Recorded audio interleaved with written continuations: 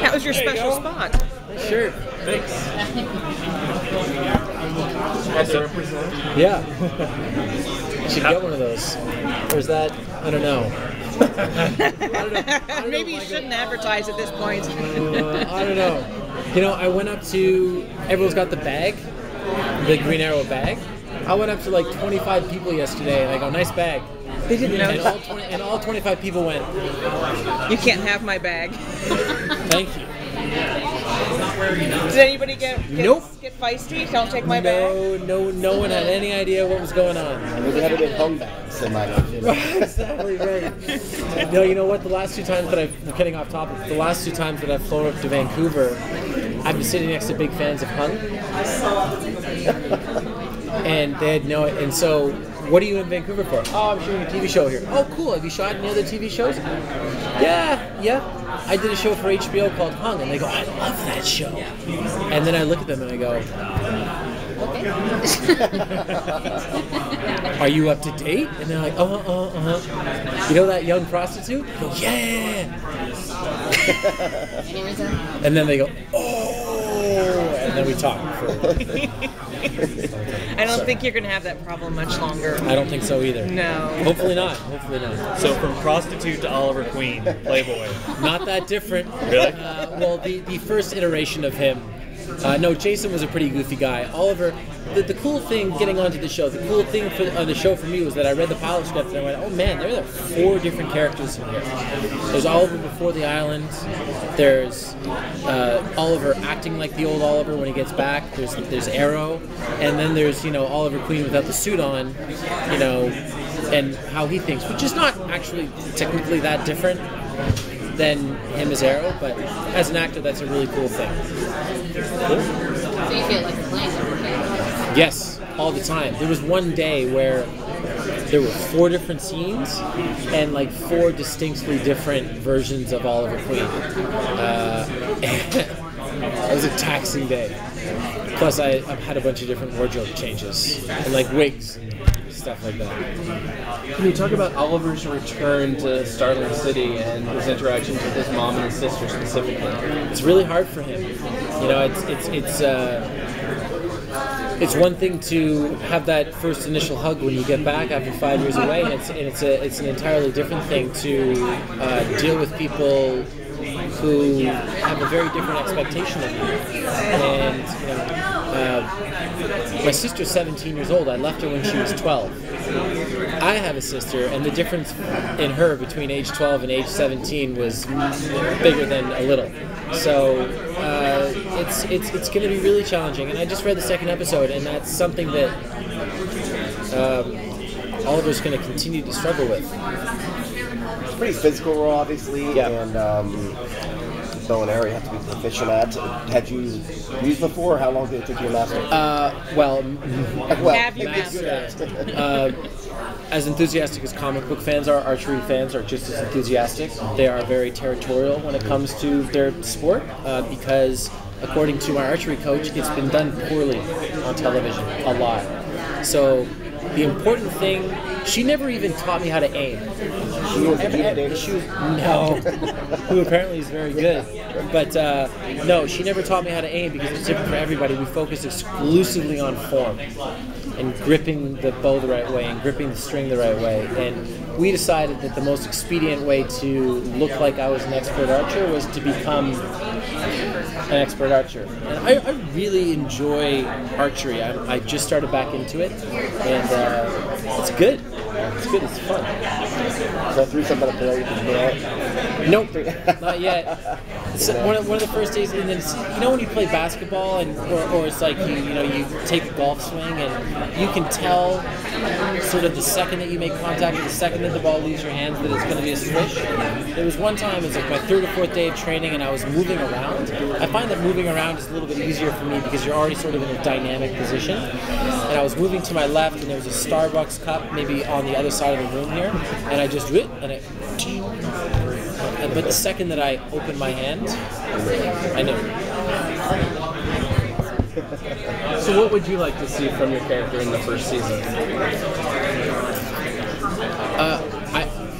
big question. It is a big question. I'd like to see. I mean, he has his list. I'd like to see him.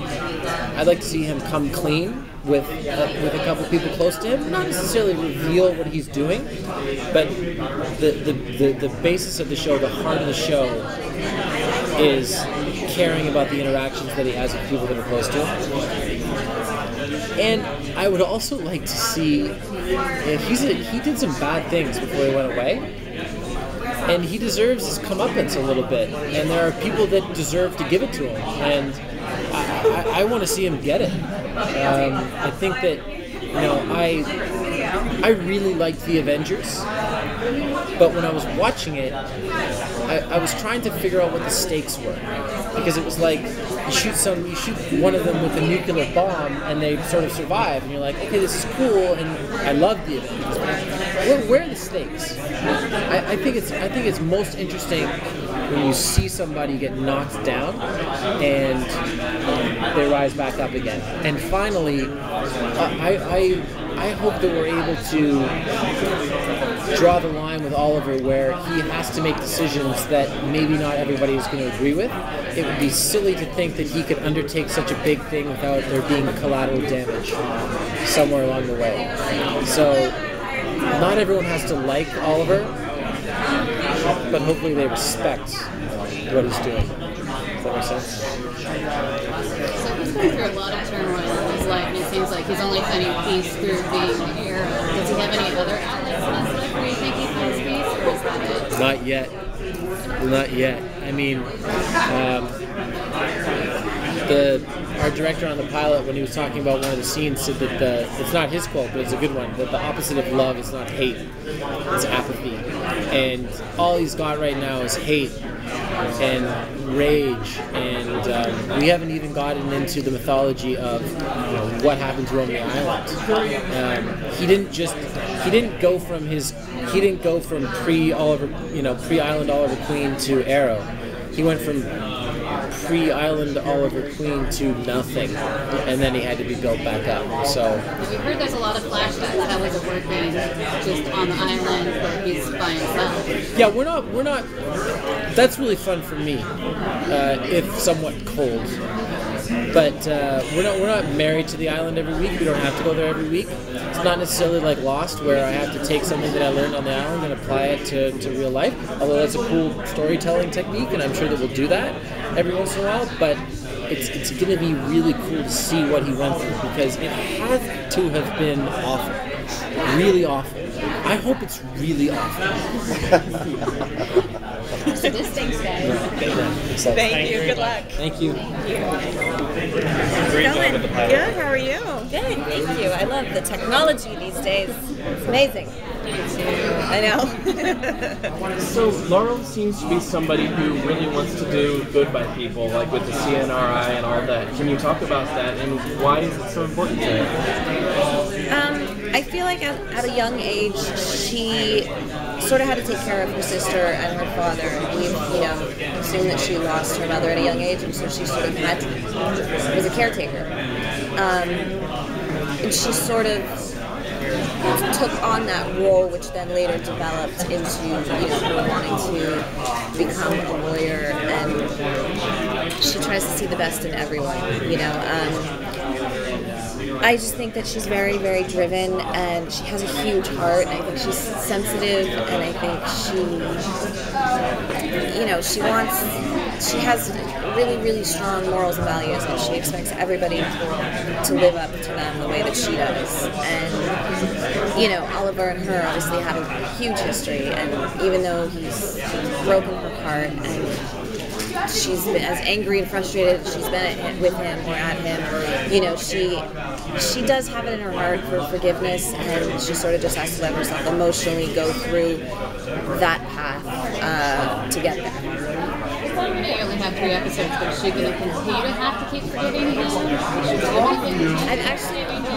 I've only, the pilot, and then I've only read episode 2. So, yes and no. I feel like they'll probably have that emotional struggle between the two of them because they were romantically involved, and I think at some point you'll see, you know, her want to go down that path, but you know, her heart's not letting her, or her brain's not. It's just, you know, it's like, you go with your head or do you go with your heart? And I feel like she has that internal struggle with him right now. You know, it's a love-hate thing she has going on. But I'm sure they'll flesh out, and we'll get a chance to see the history between these two for sure. So what attracts her to Tommy Murdoch? I think Tommy was there for her when Oliver disappeared. You know, it was a huge loss, and I think they both sort of leaned on each other. It was a shoulder to cry on. And I also think Tommy, I say Laurel and Oliver grew up together. I really think it was the three of them. You know, I think Tommy was like the best friend. And once Oliver disappears, she looks towards Tommy, and Tommy's there for her, you know, and helps her, and, you know, maybe takes advantage of the situation. And I think she, you know, he'll never be Oliver to her. Like, nobody will ever be Oliver but Oliver.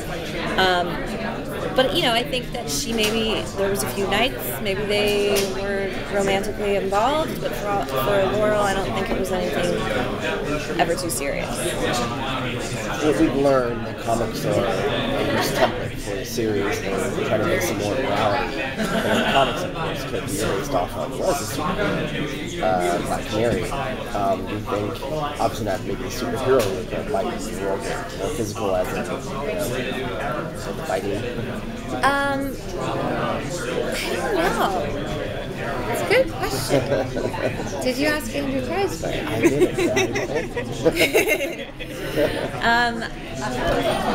Honestly, I have no idea.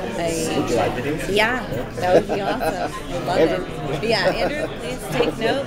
Katie wants to fight. I think that she does get involved, though, in the, you know, action story part of it. Into the whole, you know, when obviously Stevens, or I should say Oliver, is out there fighting crime or doing his planning and plotting, she will become a part of that story, but not as far as whether she turns into a superhero or not. I don't know. Mrs. Arrow. Yeah. Black Canary. If there is something that you'd want the writers to write in about, what would it be? Probably that. I think it would be cool if, you know, who knows, but at some point if it's like Oliver sort of takes her under his wing and sort of teaches her, you know? Yeah, that would be awesome. So Like a are duo. you suggesting Yeah. they haven't tried you out in fishnets yet? No, I haven't. I don't know if we're going to see fishnets. I have this little action figure, and it is the Black Canary that I think some fan sent to me, which was really sweet. But it was fishnets and like a leotard and these high-heeled boots. It's like, this is not a lot of clothing. It kind of happens. But yeah, it would be fun. Now, we've heard about flashbacks. Has your character had to do any flashbacks? No, not yet. But we'll see. It would be fun. Did you go to the comic? I know again, your character's very loosely based on. Did you go to the comic books for when you got cast? Did you just sort of do a little background on it? I did a lot of research, but as far as, you know, my character, I developed her based off of what I had done, you know, how I saw her, you know, for character reasons. I didn't go back for any of that. Will Laurel's co-worker Joanna continue to be part of the series? I believe so, yeah. I love her. Annie's wonderful, and she's a great girl. She's really good, and I hope she's around. So how's your character feeling about her sister now? It's been 5 years since her death, or supposed death. Mm-hmm. You know what the writers write. How do you think she feels about her now? Has she come to terms with that? As much as one can, you know, having been betrayed by someone and then losing that. I have two sisters. thinking about that, it just, if one of them betrayed me that way and then disappeared died, I think I would quickly forgive her. I wouldn't even be a thing in my, whatever she did to me doesn't matter at that point. It's just the fact that she's gone, and I couldn't even imagine that dude came, if I saw him again and one of my sisters was gone, it would not be good. So there might be a fight scene. Yeah. Maybe, right? Yeah. Just not the one we expect. Yeah, you never know. What was it like to work with Paul Blackthorne as your father? It's a really good question. I didn't get to work with him in the pilot. Oh yeah, I didn't realize that. No. But what will it be like? What will it be like? It will be really cool. I met him. He's super nice, super cool, but I haven't been on set with him yet, so ask me that question in like 6 months. A lot to look forward to. Yeah, there's a lot that's going to happen. It's good. If your character's going to be interacting much with Oliver's family, his mother and sister? I have no idea. Sorry. I'm not in the know. I'm on the need-to-know basis, yeah. Was there anything you were really excited about doing in the pilot for you as an actor? Just how real and grounded and simple. Like, for me, Laurel is almost angelic, if that makes sense. Like, I feel like she's so pure and she's so honest. And,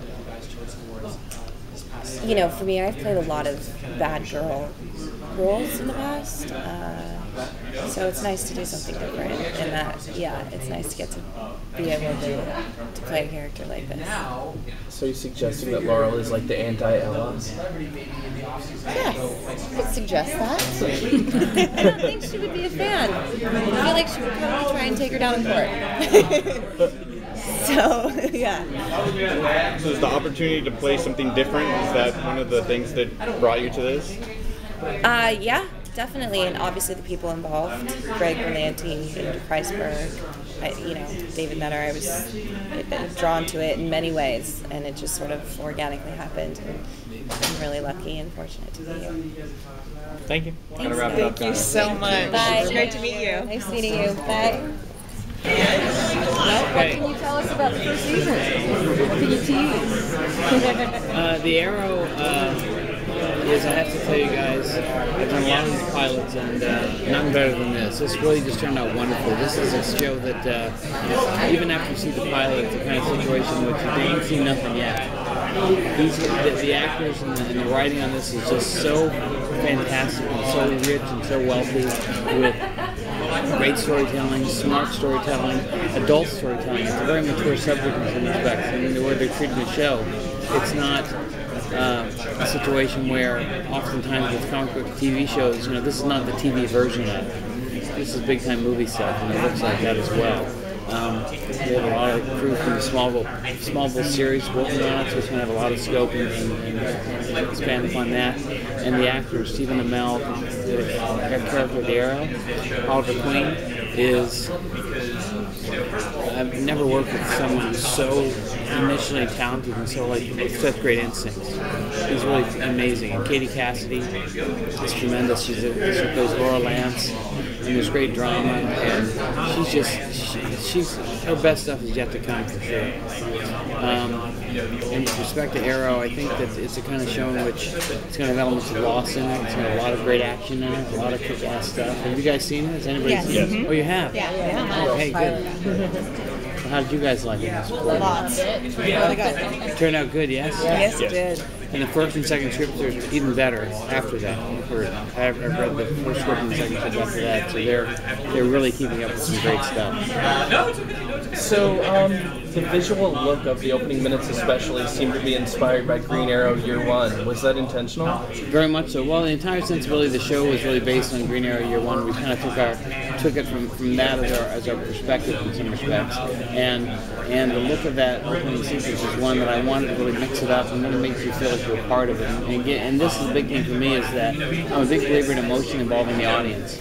I'm someone with respect. It's all about point of view. It's always about, I got to get the audience to lean in and care. And also, too, it's a situation where to do that, you have to create a world that's real, and a world that people can really access and understand and be something that they can kind of relate to make the characters accessible. Once you get set up that world, then they lean in, and then you get into care, and then you can throw the paranormal at them or throw things at them that are actually strong and emotionally affects them.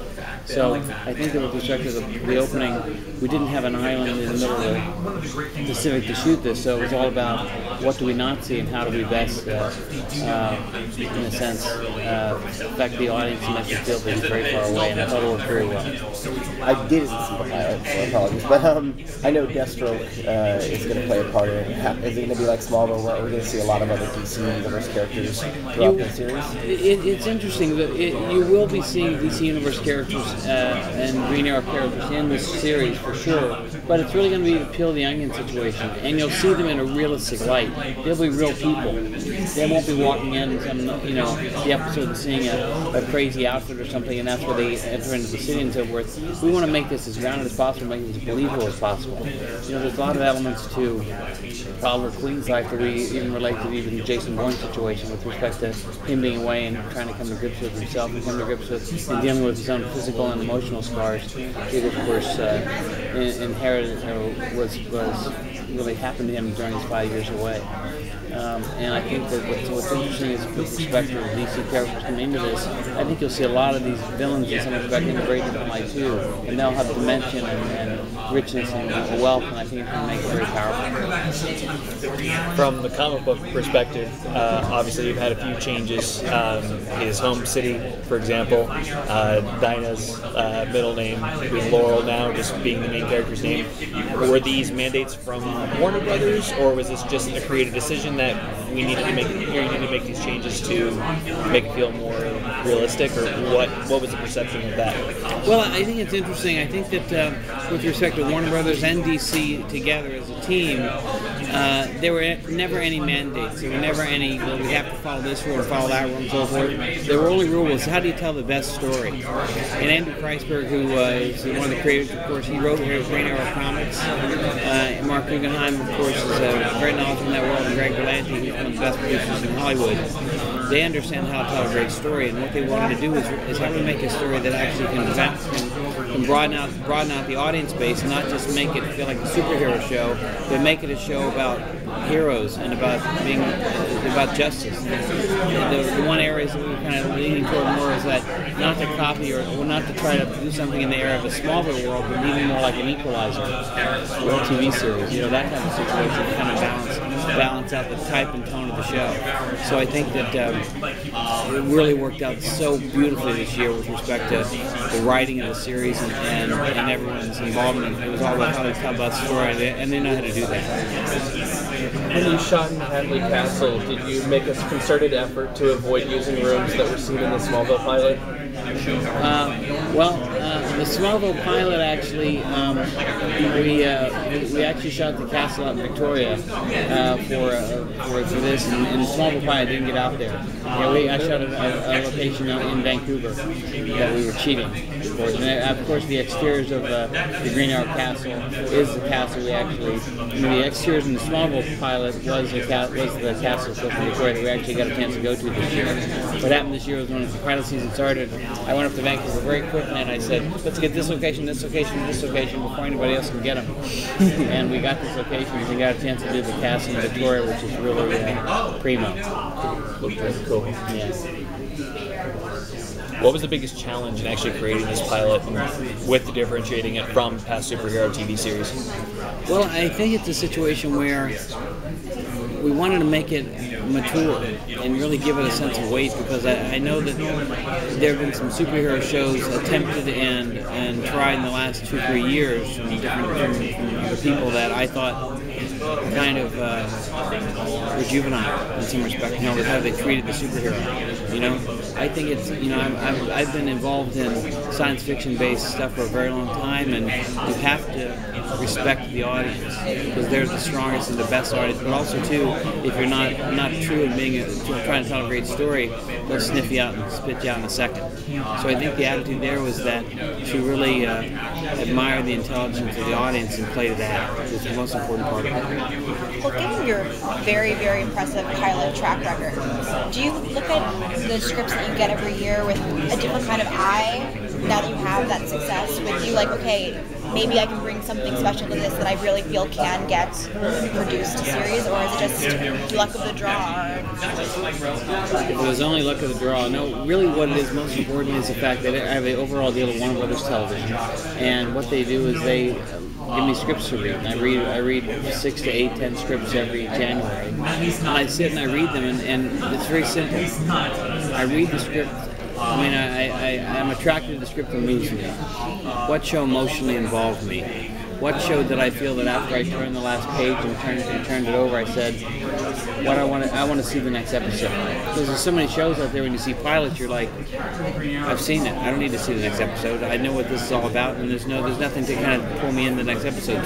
So for me, it's all about what can emotionally involve me, what's smart, what is something that I can actually feel something about, and also it's really about it's the attitude of what's on the page. And to me, that's the only reason I look at it, is how good the story is. Because I don't care who's involved or where it's going or the budget or any of that stuff. To me, the best story will always win in my book, and that's why I choose it. And I never can worry about if it's going to sell or not or get made or whatever, but all I can do is read a great story and say, that's the one I think could be best. And fortunately, that has been lucky, yes. Do you have any personal favorite scenes or episodes that you're really proud of and want the fans to pay special attention to? Pardon me? Something to look forward to the fans, something that you've really seen, or an episode that you particularly enjoyed? Well, the series hasn't started shooting yet on Arrow, but I am actually in the process. I'm prepping Game of Thrones. I'm directing season 3, the final 2 episodes. So I just got back from Morocco, and that should be quite an experience and quite a time. That's by all.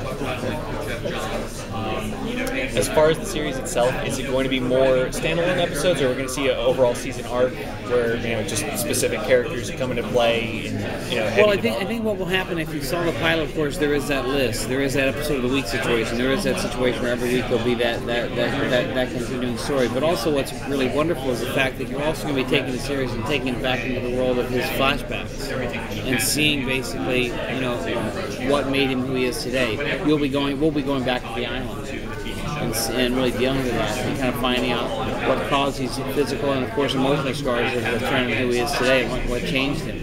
Because the thing with Oliver Queen is the fact that, unlike Bruce Wayne, he was an asshole when he was younger.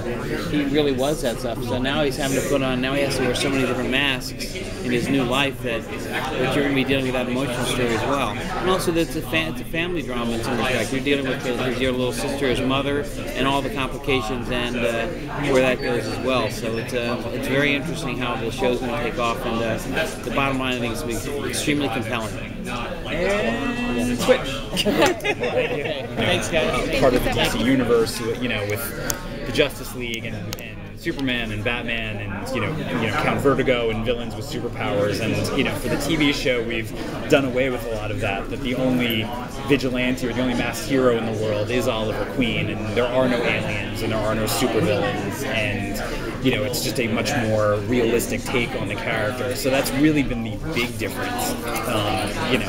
Writing is writing, and storytelling is storytelling, and whether it's TV or comics, you always want to tell the most emotional, most exciting story you can, but it's really our take on the character that's the big difference. So they screened the pilot on Wednesday night during preview night. Yes. Fan reaction, seems to be very positive so far with everything that we've seen and heard.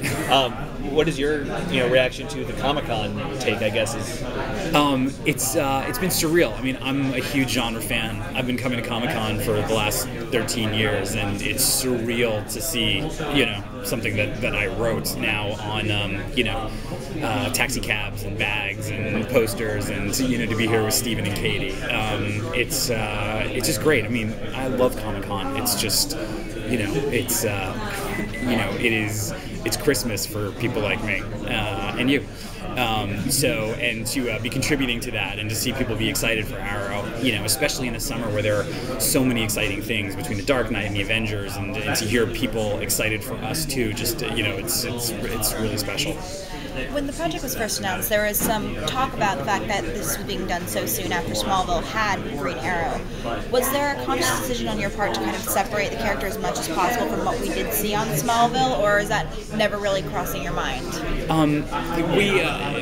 For us, we were starting from scratch, the whole time. I think there was a lot of, public speculation about it, more so than it ever was on our part. And that's not to dismiss what they did on Smallville. I mean, I was a huge fan of Smallville and loved the show, and I, certainly love Justin's take on the character. Our Oliver Queen, aside from the, him being a playboy who was shipwrecked on an island and came back with a mission of social justice, that's about where it ends between, Justin's version and Steven's version. And, one doesn't obviate the other.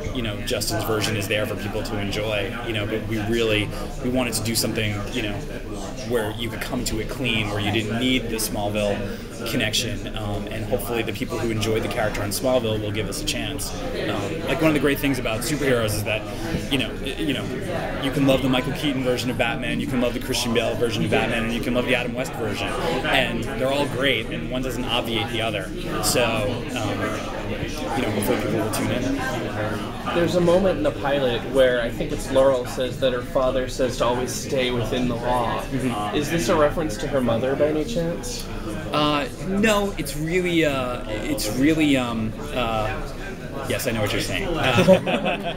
No, it's really to help set up the dynamic of, what the series is about, and exploring what it really means to be a vigilante, and setting her father up as the chief antagonist to Oliver. I mean, every week Oliver will be facing a bad guy, but the truth is his real nemesis is Detective Lance, who's trying to bring him into justice. And Detective Lance, who, over the course of the series we'll learn, has suffered some, devastating emotional losses. He's really thrown himself into his work, and the only way he can sort of see to keep his sanity is to really believe in law and order.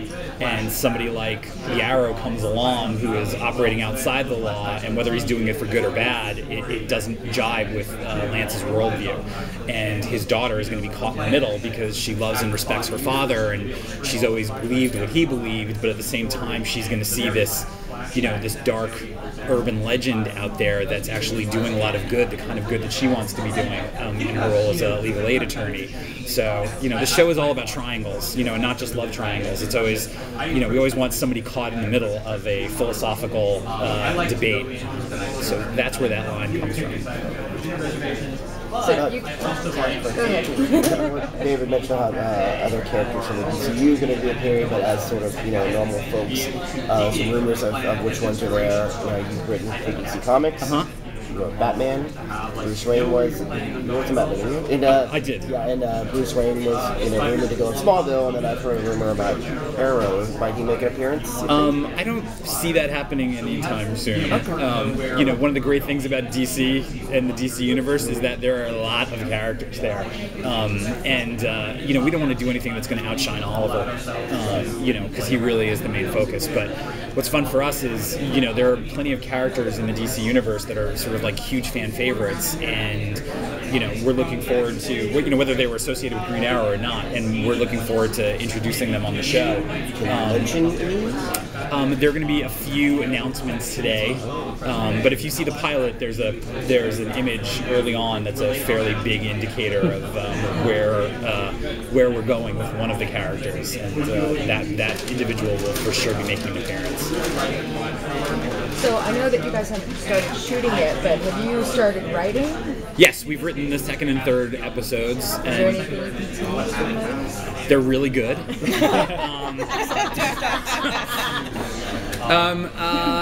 No, it's an expansion of what you saw. We have a couple of DC Comics villains in both the second and third episode. In the second episode, one you've never seen before outside of the comics, and then the third, someone you have seen before, but you're going to be seeing in a very different light. We what I can tease. We won't tell anyone. Right. You and your cameras. They're just for show. Mum's They're the props. word. I think I'm gonna have to state "mum's the word." This is my. You got to be gentle with me. This is my first time out. No, we're really excited. We're really happy. The response. It's funny. You work on a lot of TV shows, and the crew just sort of goes about their business. And we were so blessed to have David Nutter be our director on the pilot, and the kind of talent that he attracts, and all those people who came along, and people really took pride in working on this show, and so many of those people have come back for the series, and the response from the crew and the cast on reading the second episode was it was really amazing and gratifying, and just hearing people say, God, we had hoped that the series was going to be as good as the pilot, and so far the response from people who've read the scripts and feel like we're moving in that direction. So how far in advance, when you're putting this series together, do you have ideas for subsequent seasons, or you're just looking at the first season? We have some sort of like grand plans. We sort of, Greg Berlanti and Mark Guggenheim and I, who created the show, we've done enough series now to know that it's good to have a plan, even if you shy away from it at some point. But we have some grand plans for overarching stories. We have this season pretty well mapped out, at least as far as the big signposts along the way. There's the mid-season finale. There's leading up to the season finale. One of the good things I think about this show, and one of the things we sort of learned from the Dark Knight movies, is to put it all out there. We could always think of another story. So, I think fans will be excited to see that, this series is not, we press the pedal down on the pilot and we're never taking it off. So, I think by the end of the season, hopefully people will say, well, how are they going to do this again next year? How many episodes this season?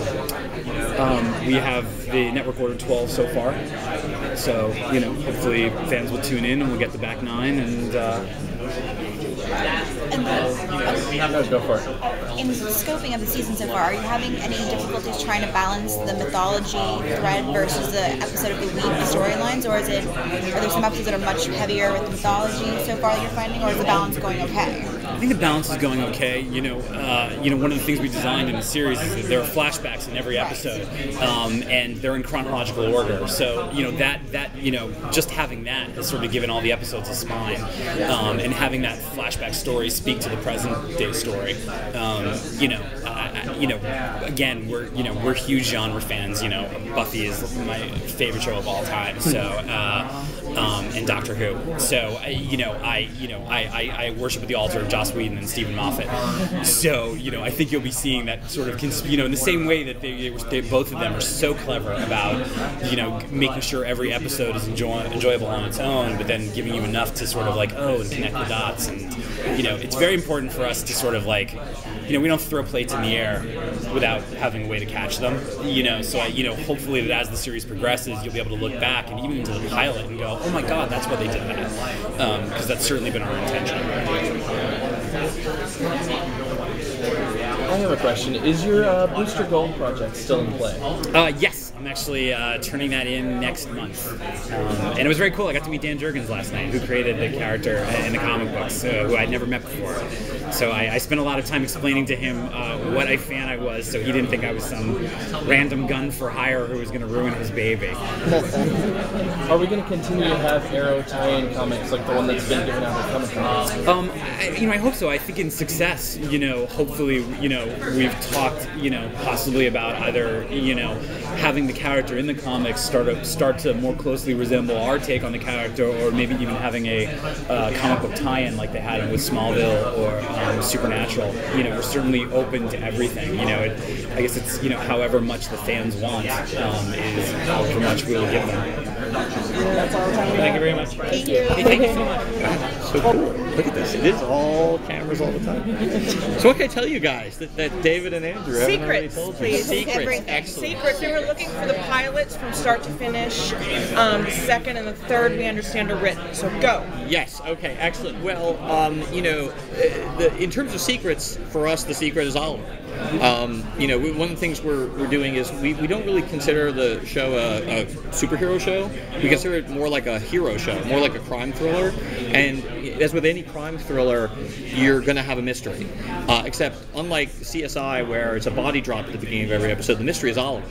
Oliver is the case of the week, basically. So each week we're peeling back the layers of his character, both in the present and in the past, because we're going to be continuing the flashbacks into series. So you'll get to sort of see what happened to him on the island. And it won't always be the things that you expect. We're trying to sort of always surprise the audience. So the mysteries and the twists come out of character as opposed to out of plot, if that makes sense. So secrets, other secrets. I can't tell you any secrets. It's worth a try. I know, it was very worth it. It was a game. It was a very game effort. And next time, just get some more drinks in me, and then not a problem.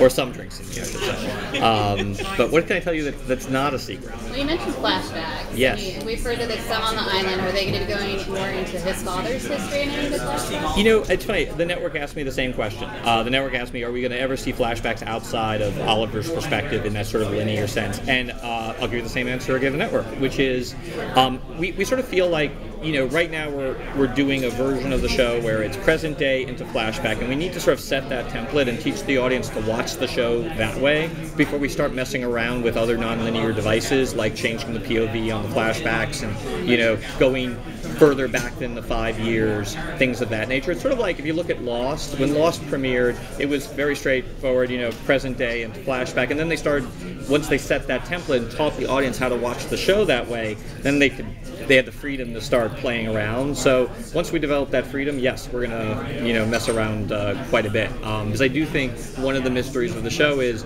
when Robert says to him, on the raft, I'm not the man you think I am. Well, hopefully it makes you go, well, what type of man was he? What's going on there? And that's certainly part of the mystery. But one of the things that you should watch the show for is there's other ways of advancing that mystery and answering that mystery other than seeing flashbacks with Robert.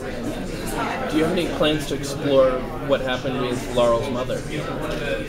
Yes, actually, we know exactly what happened with Laurel's mother, and we're not sure which episode we're going to do it in. It'll probably be in the first 10, and you'll sort of see. It's a great question because a lot of people don't remember that Laurel has a mother, but she does, and it's an interesting story that relates to Oliver. What else? I'm on camera here. I gotta look intelligent. You're a comic book writer, and obviously Arrow is going to stray from the comics and etc. But is there anything from the comic book that you want to bring in? Yeah. First of all, in just about every episode, we're bringing in something from the comics. Sometimes it'll just be a little Easter egg. Other times it'll be an entire character. At the panel in a couple hours, we're going to announce the initial DC Comics characters. You can do it here if you'd like. I suspect, but then the Warner Brothers people will shoot me. So I apologize. But we'll talk to WB. There are various different things from the comics we'll be bringing in. But I'm sorry, I lost my train of thought. So it's sort of like stay tuned, I guess, is the unsatisfying answer I can give you. Is there any chance that Laurel's sister could have lived? Gosh, that's a really good question. I guess so. I mean, I wouldn't rule it out. I don't know. That's sort of a damned if I do, damned if I don't question. Because if I say there's absolutely no chance and we do decide to somehow reveal that she lived, but then again, it's been 5 years. That's sort of the thing that we're always trying to remind ourselves in the writers' room that. For us, we're writing the flashbacks and it feels like present day, but we're always trying to keep in mind the fact that there is a real 5-year gap when we're doing those flashbacks. So all that time, all those 5 years needs to be accounted for, not just with respect to Oliver, but with respect to the people he left behind. Like when we talk about Laurel and Thea and Moira and Tommy, what were they doing during those 5 years? And sort of exploring that. But you're clearly a fan of that actress, and you'd like to see her back. No, I was like, we didn't see a body when I was watching it. So interesting. I love the level of suspicion. I love the level of suspicion. Obviously that was like you never see a body. I think when there's a boat sinking. It's like Titanic.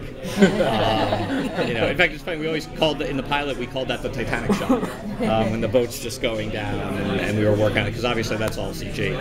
But I think the visual effects guys did a good job. Audiences are obviously getting smarter. They're getting more in tune, more interactive with TV shows. Lost, everybody, and their mom is watching, going on the internet, tweeting. How much interactivity do you plan on having with your fan base? Well, it's funny. I got on Twitter, I don't know, like maybe 2 months ago, really for the show. And I, as he pointed out, I'm also a comic book writer, and I'm used to a lot of interactivity with the fans. So, our philosophy is we will have a lot of interactivity. I always have to say at this stage that, that sort of stuff happens in success, and it happens, and it's great to think about, and it's fun to play around with, but at the end of the day, like, that doesn't happen unless the show is amazing. So the primary goal is always, let's launch the show, let's make it as great as it possibly can be, and if we're lucky enough to have fans, and we're lucky enough that they actually want to interact with us, we'll be there to chat with them.